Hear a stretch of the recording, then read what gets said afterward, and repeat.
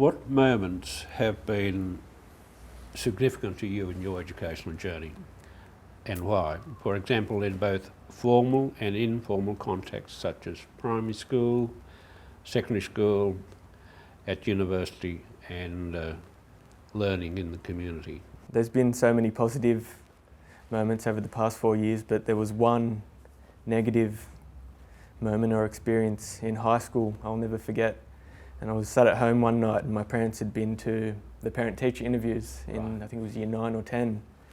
And they'd come home after speaking to my visual arts teacher and they were told that I didn't have an artistic bone in my body.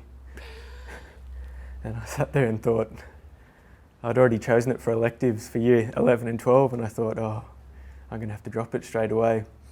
But I had a new teacher in year 11 and 12 and I ended up getting, I think, in the high 90s for my HSC. Right. And I just thought, stick it to that year 10 teacher that told me I couldn't do it. And I don't know where I am now. I just think, how could he have said such a thing to my parents? And it's such a shame that I had him for those 2 years. I wish I would have had the other teacher. And I would have thought how much more I could have achieved in those 2 years. One, at the beginning, my year 11 and 12 visual arts teacher, Sharon Hardy. She was also the school's Indigenous coordinator. Throughout year 11 and 12, she was really there to support me. Throughout year 11, she got the process of the DEC Teacher Education Scholarship going, helped me fill it out, apply, get all the right references, helped me with the interview process, and that's been a major influence in where I am today. A few months out from going down and teaching at Warrawong High School full time as a part of the scholarship, so I wouldn't be here today where I am without what she'd done for me. And there wasn't a lot of opportunities presented to us at my high school. She really went out of her way to find the right one for me. And the second is Frank Maltese, my cooperating teacher for my professional internship.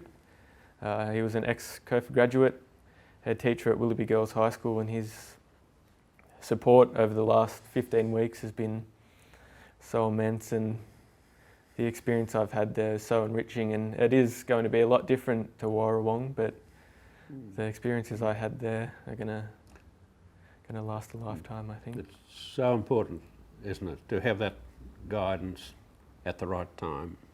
Jervis Bay, New South Wales. So a lot of my family is down that way. I don't have much family up here, so that sense of community came more from the university and the School of Art Education, and particularly Kim and Robin, the two prac coordinators for my professional internship. They were always there. Robin was there to support me throughout that 14 weeks as well. Not that I needed that much guidance with Frank, but they do an immense amount of work to network and find these schools for us, and they go above and beyond to create these relationships.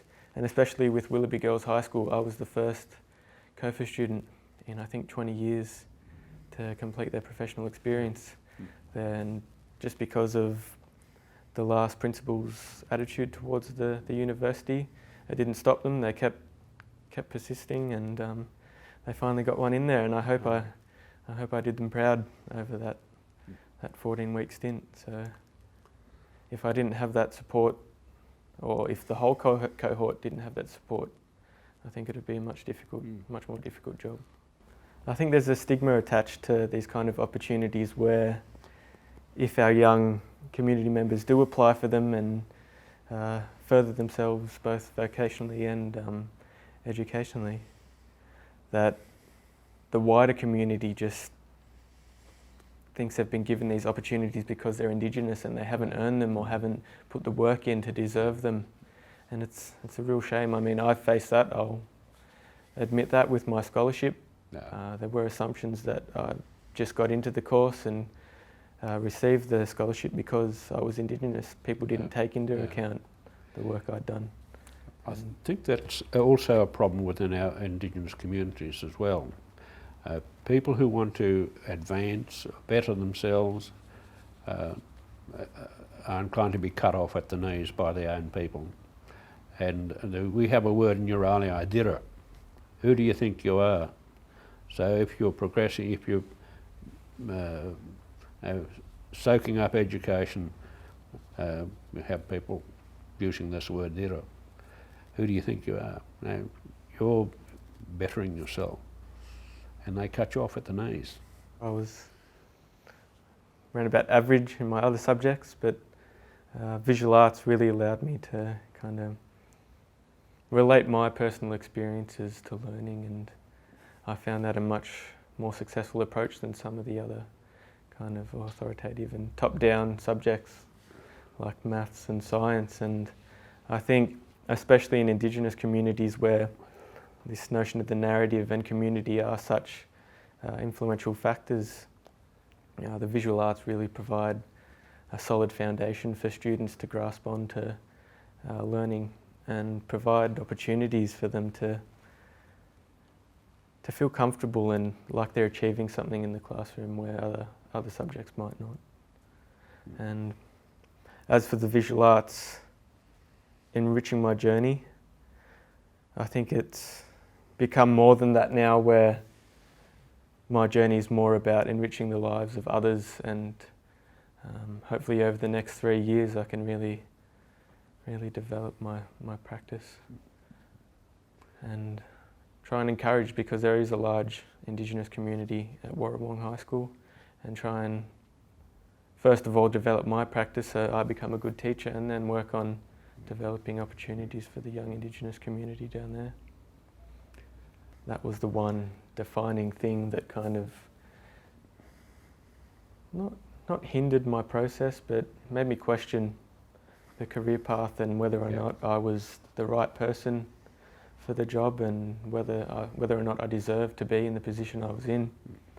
And constantly people would question my role at university, whether it was just handed to me or they didn't consider if I deserved it or not. And it's a shame, because it puts off young Indigenous students from applying for these opportunities that are out there. And it's a shame that the wider community can't see that just because those opportunities are there doesn't mean that we don't deserve them. No. I try to approach this question more from what I'm expecting down at Warrawong rather than my experience at high school and university.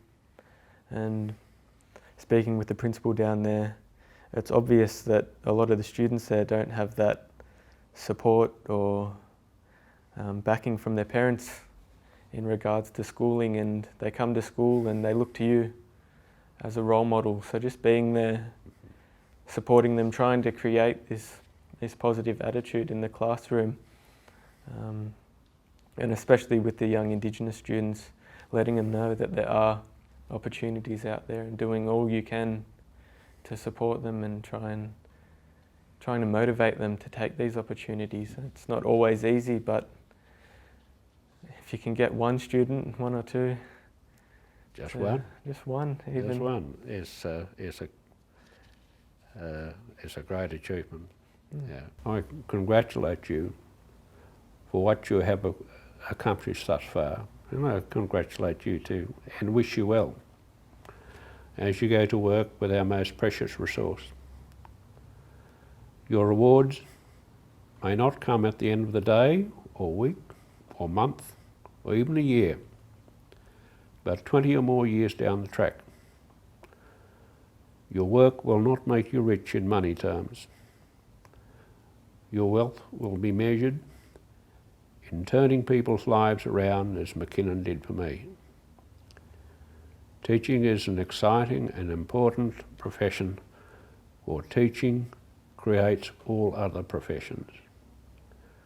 Having become a teacher, I can assure you that your days will never be the same, in more ways than one. And I have the support of one who writes, "Throughout the course of a day, I have been called upon to be an actor, friend, nurse, doctor, coach, finder of lost articles, money lender, taxi driver, psychologist, substitute parents, salesman, politicians and keeper of the faith. I am a warrior, daily doing battle against peer pressure, negativity, fear, conformity, prejudice, ignorance and apathy. But I have great allies: intelligence, curiosity, individuality, creativity, faith, love and laughter all rush to my banner with unfailing report. I'm a teacher. And I say to you, in my own language, Mayu Yanaya. Travel well. Good luck.